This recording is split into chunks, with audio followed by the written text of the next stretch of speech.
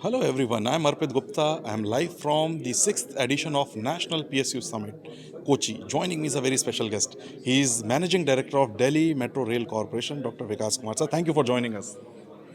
Yes, it is indeed a pleasure to be here in this summit to see how our PSUs are all innovating and the progress towards our developed nation by 2047. Thank you so much, sir. To begin the conversation, I would ask first question, what are some of the top technological intervention or innovation that you would like to share which DMRC is undertaking? See, we have gone in for this unmanned train operation. That is in fact, very few metros in the world have this, and this drives. In fact, it is more reliable, more safe, and further, I would say more versatile also because this in future will lead to smart trains. By that, I want to say that supposing the train is running at different times. So what happens is you have peak times and off peak times. In off peak times, in order to optimize, you increase the headway or decrease the frequency. But with smart trains, what will happen? You need not do this. The frequency remains the same. You only shorten the trains or lengthen the trains depending on the requirement. So the passenger gets a better service. He has less time to wait, even in off peak. So this is one thing which will go as smart trains. Then in other technological fields, like for India is right now not having a signaling system, and for this we have to depend on outsiders and they try to fleece us. These companies are big giants.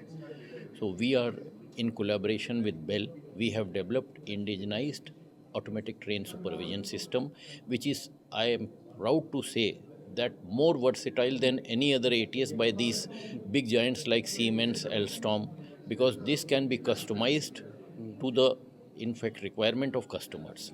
Similarly, we are doing indigenization of signaling system, that is a communication based train signaling system, that is the latest for metro, and it has a capacity a capability of giving a headway of up to 90 seconds, and maybe it can go up to 60 seconds also.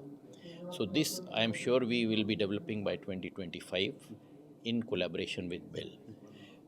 Other technologies which we definitely like, for mobile apps for passengers we are developing, where a, it would be a personalized thing for our customers, because of AI we will know about the customer's habits, customer where he comes, what is his in fact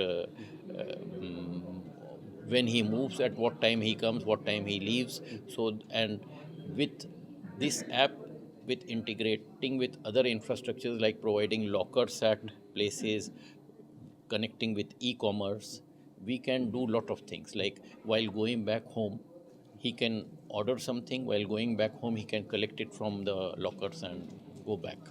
So these are the facilities which wish to provide to our passengers. You spoke about indigenization, you spoke about adoption of technology. Can you share some of the future plans of the expansion of Delhi Metro?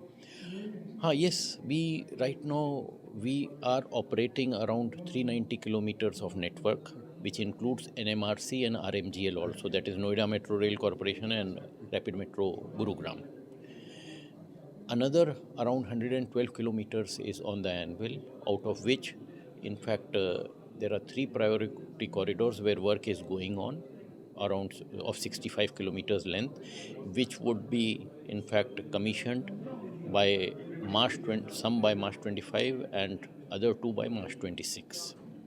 So it will increase, and two more corridors have been sanctioned by the government, for which we are working aggressively now to, and in fact in talks with JICA for the loan also, and one more corridor which has been in fact approved by the PIB, the government section is about to come, which will connect the Kundli area of Haryana. Before we wrap up the discussion, my last question to you, what has been some of the challenges while adopting technologies in DMRC and how did you address them? Challenges, I would say that initially when you take a in fact technology.